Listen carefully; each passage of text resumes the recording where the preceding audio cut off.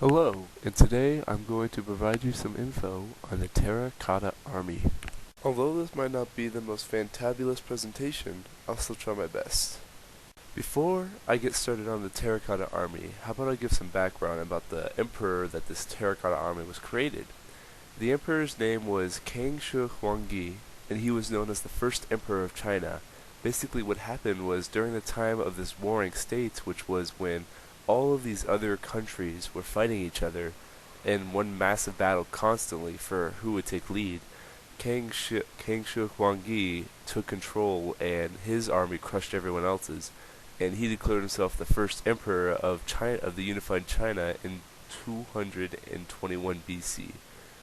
Kang Shi also did many unethical things. One would be that he would burn books if he needed to keep stability within the countries. He would kill scholars. He would not call each Chinese country a different name. He would say that they were all under China. There would be different areas, about 36 areas, but he would still call it China. He also loved to take on giant projects.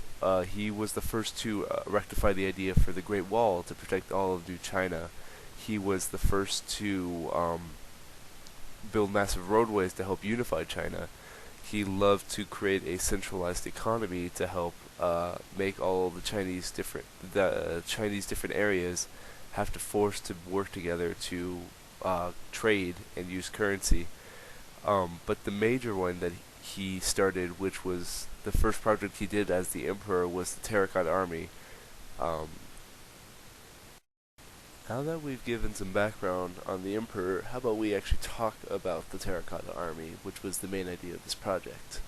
The Terracotta Army is one of the more recent discoveries of China. It was discovered on March 29th in 1974 by a group of farmers who were digging a well about a mile and a half away from the emperor's tomb of Mount Li. They always had ideas of the necropolis, that the emperor was buried somewhere around there, but they never actually found the main area until these farmers dug up a huge amount of pottery in this one certain area, which prompted Chinese archaeologists to go dig further into this and find this football field sized pit of this emperor's tomb, this necropolis for this emperor, and actually be able to discover how amazing this army was and how elegant this burial was for this emperor.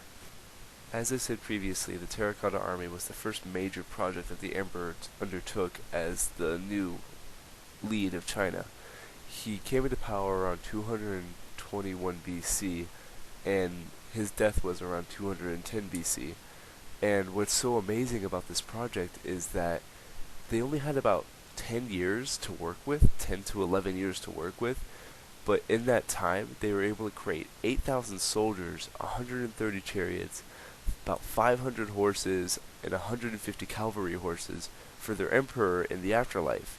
This is such a feat and very, very, very strong showmanship of the power that China had and their new work ethic and their resources that they had and could use to give their emperor such a very proper burial. And one thing that they always wanted to give was a very elegant burial. Well, this one was fit for a pharaoh.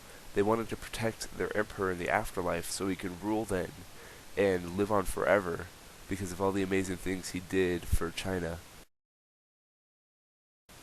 The construction of this terracotta army is also an amazing feat. What they did was they would create each body part separate, the torso, the arms, the legs, and the head, all separately. And then after they put it all together, they would then add on details such as facial features, armor, and weaponry, and clothes. Which adds to another amazing thing is, out of having about 10,000 pottery figures, none of them are alike. They're all vary in different ways, whether it be height, facial features, eyes, mouths, armor. They all have their own unique way of being created.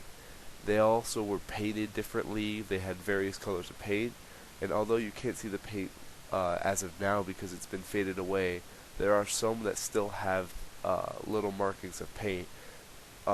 Soldiers of higher rank had better weaponry. They had different heights. Usually the high-ranking officers were a bit taller than everyone else. They had all these amazing details added into this army just for their emperor because they beloved him so much. Well, that wraps up my presentation. I just wanted to give you a little brief idea of the Terracotta Army and how much effort and craftsmanship went into this place. I wanted to paint you a picture of how big and elegant this emperor's funeral was and how amazing Xing Cheng Kuang's rule was as the emperor and what he did. Thank you very much for putting up with this presentation, even though it might not be the most elegant one. Still though, I hope you enjoyed it.